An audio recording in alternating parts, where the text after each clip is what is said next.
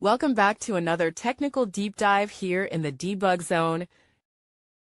Today we're tackling a big question and breaking it down with insights from other users. Hopefully this clears up some misconceptions and helps you get the answer you need.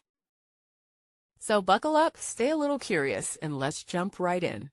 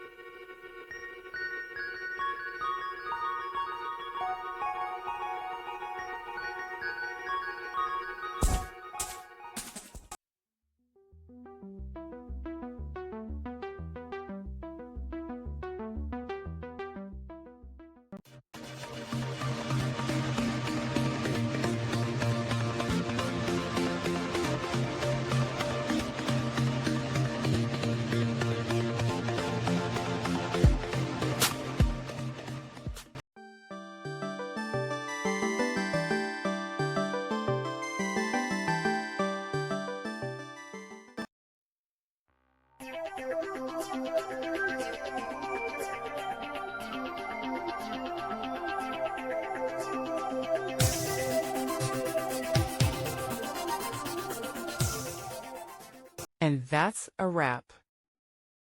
I hope you found the answer you were looking for. If you did, take a second to hit that subscribe button. It really helps out.